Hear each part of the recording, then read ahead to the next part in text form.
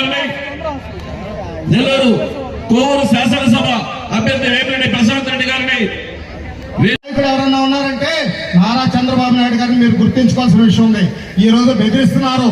అదేవిధంగా ఏదో పెన్షన్లు వీళ్లే సృష్టించి వీళ్లే ఇచ్చినట్టు ప్రచారం చేస్తున్నారు. వాలంటీర్లను పెట్టి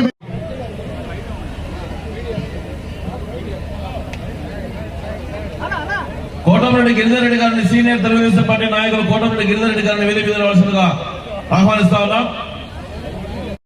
ఇలాంటి వ్యక్తి ఎప్పుడు ఏం మాట్లాడతాడో తొందరపడి మాట్లాడి మళ్ళీ తెలుగుదేశంలోకి ఏదైనా వస్తానంటే. జనసేన మరియు బీజేపీ నాయకులకు అందరికీ నా నమస్కారం. అదేవిధంగా ఇక్కడికి విచ్చేసిన తెలుగుదేశం, జనసేన, బీజేపీ కార్యకర్తలకి నా నమస్కారం.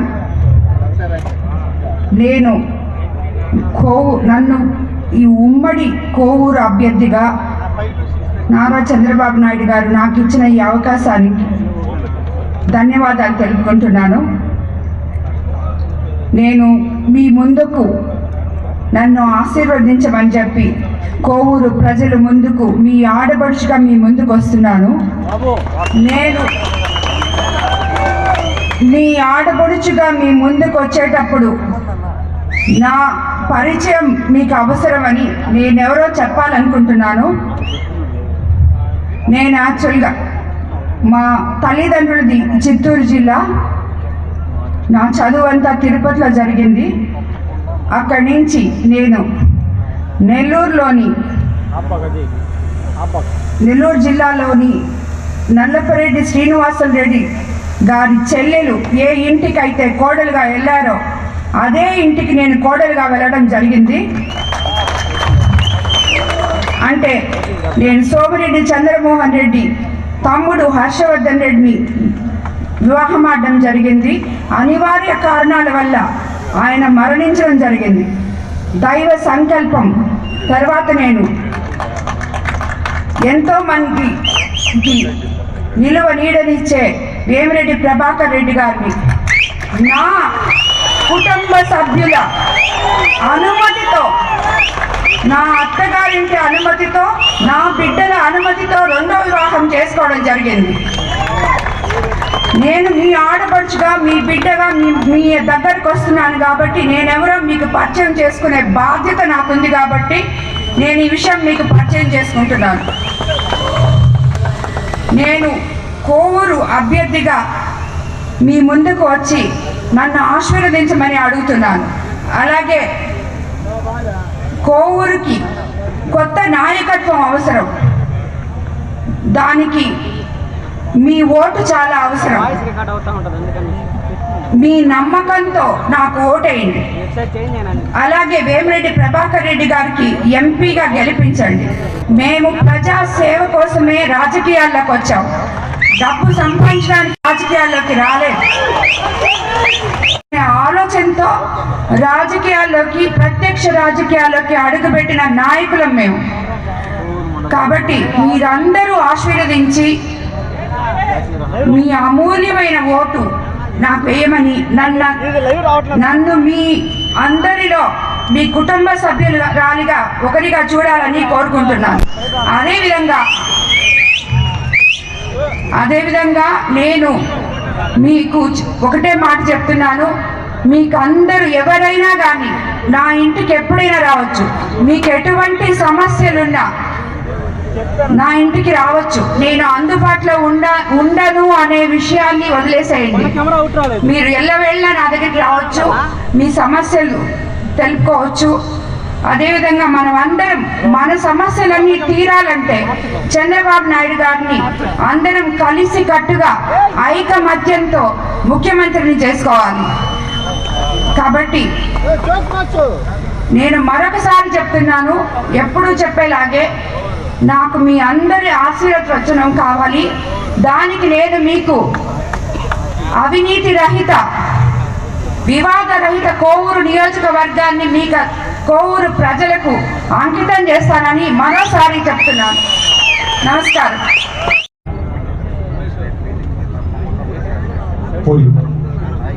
అందరికీ నమస్కారం.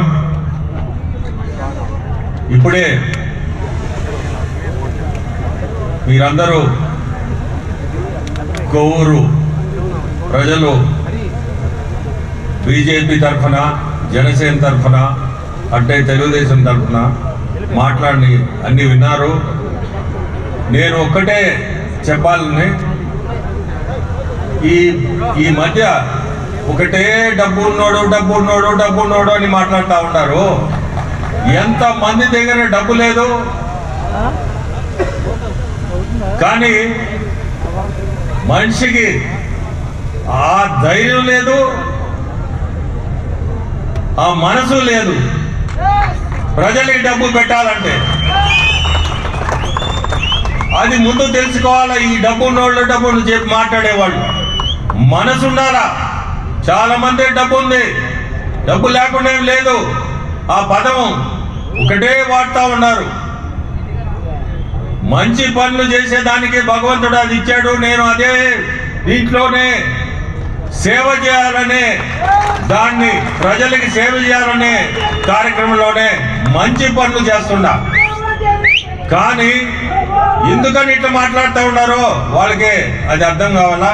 వాళ్ళు ఎందుకు మాట్లాడుకుంటున్నారో మాట్లాడండి, అది వాళ్ళ కర్మ అనుకుంటుంటా, అంతకంటే కూడా నేను మాట్లాడేది ఏం లేదు. ఆ భగవంతుడే వాళ్ళ మాటలకి సమాధానం కూడా చెప్తాడు, అది కూడా దగ్గరికి వస్తుంది. ఈరోజు ఈ ప్రజా ఆశీర్వాద సభ పెట్టడం మెయిన్. మీ అందరి ఆశీర్వాదాలు మా ఇద్దరికి అవసరం, నాకు ప్రశాంత్కి.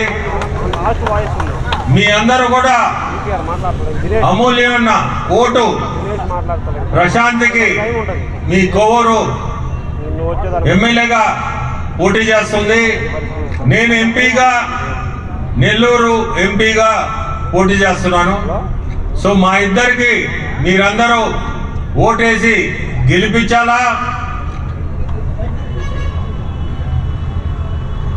ఇప్పుడే మీరందరూ తెలుగుదేశం అంటే సైకిల్ అని చెప్పమంటున్నారు. సో సైకిల్ గుర్తుకి ఓటేసి మీ అందరూ గెలిపించాలా. అంటే ఐ థింక్ సమయం కూడా లేట్ అయినట్టుంది, ఈ సభ స్టార్టింగే. సో అందరూ కూడా భోజనాలకి లేచిపోతా ఉన్నట్టున్నారు. ఇంకెంత 10 నిమిషాలు, కొంచెం ఓపిక పట్టుకోండి, 10 నిమిషాల్లో పోయి భోజనం చేసుకోవచ్చు.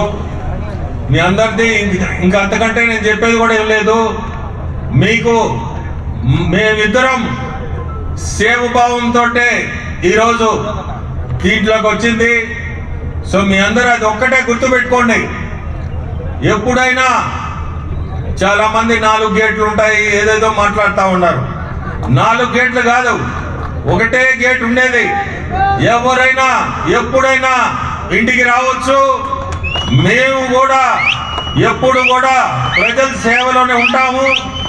ప్రతి మండలంలో కూడా మేము ఆఫీస్ అనేది ఒకటి పెట్టి ఎవరు కూడా ఇబ్బంది పడకుండా మీరు గెలిపించండి.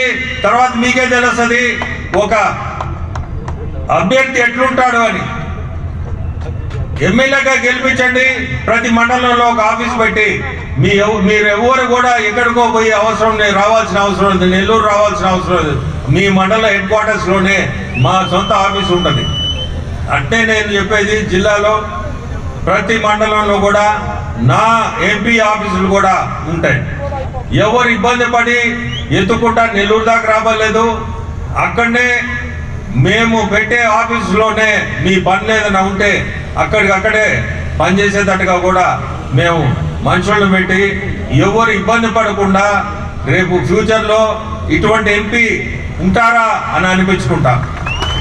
సో మీ అందరూ తప్పకుండా సైకిల్ గుర్తుకేసి గెలిపించండి. అట్నే చంద్రబాబు నాయుడు గారిని మనం ముఖ్యమంత్రిగా చూడాలా. ఆ కుర్చీలో కూర్చోబెట్టే బాధ్యత మనందరిది ఉంది. అది కానీ చేయగలిగితే అభివృద్ధి కూడా మీరు అందరూ చూడొచ్చు. సో ఈరోజు మీ అందరు చూడడం చాలా సంతోషం. ఇంకా ఈ సభ మరిన్ని వీడియోస్ కోసం ఛానల్ ని సబ్స్క్రైబ్ చేయండి. లేటెస్ట్ అప్డేట్స్ కోసం వాట్సాప్ ఛానల్ ని ఫాలో చేయండి. అండ్ లింక్ డిస్క్రిప్షన్ లో ఉంది.